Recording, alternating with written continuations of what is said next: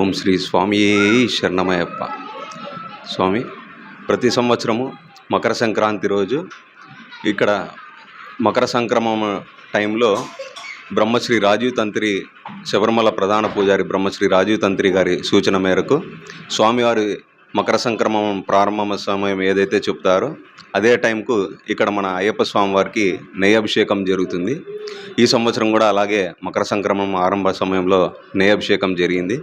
అలాగే సాయంత్రము అక్కడ శబరిమలలో మకర జ్యోతి దర్శనం ఏదైతే ఉంటుందో ఆ మకర జ్యోతి దర్శనం ఇక్కడ పెద్ద స్క్రీన్ ఏర్పాటు చేసి భక్తాదులందరికీ కూడా ఇక్కడ స్క్రీన్లో మకర జ్యోతి దర్శనం చూపించడం జరుగుతుంది. ఇది గత ఒక 20 సంవత్సరాల నుంచి ఇలాగే చేస్తున్నాం. ఈ సంవత్సరం కూడా విజయవంతంగా అలాగే స్క్రీన్ ఒకటి బయట ఏర్పాటు చేసి అక్కడ అందరికీ కూడా మకర జ్యోతి దర్శనం చూపించడం జరిగింది. మకర జ్యోతి దర్శనం అనంతరం ఆ మకర జ్యోతి దర్శనం వచ్చే ముందు శబరిమలలో ఏదైతే తిరువాభరణాలు ఎలా అయితే స్వామికి అలంకరిస్తారో ఇక్కడ కూడా స్వామివారికి తిరువాభరణాలు 15 సంవత్సరాల కిందనే చేయించినాము. తిరువాభరణాల్లో స్వామివారికి ఒక బంగారు కిరీటం, కవచం, హస్తం, చేయి తొడుగు, మణిమాల, ఈ 5 కూడా అక్కడ ఏ విధంగా అయితే అలంకరిస్తారో అదే విధంగా ఇక్కడ కూడా ఆభరణాలు అలంకరించి జ్యోతి దర్శనం అయిన తర్వాత ఆభరణాల దర్శనం భక్తాదులందరికీ కూడా ఏర్పాటు చేయడం జరిగింది.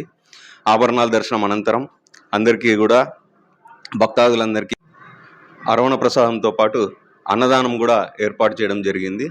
జ్యోతి దర్శనము అలాగే ఆభరణాల దర్శనం అనంతరము ప్రసాదం ఇస్తూ వచ్చిన భక్తాదులందరికీ కూడా అన్నదానం ఏర్పాటు చేయడం జరిగింది. సుమారు 800 మంది భక్తాదులు దర్శనం చేసుకొని అన్నదాన తీర్థ ప్రసాదం స్వీకరించినారు.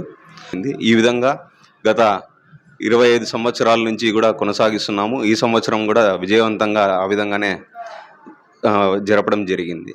ఇదే విధంగా ప్రతి సంవత్సరము కొనసాగిస్తామని భక్తాదులందరికీ తెలియజేస్తూ ఓం శ్రీ స్వామియే శరణమయ్యప్ప.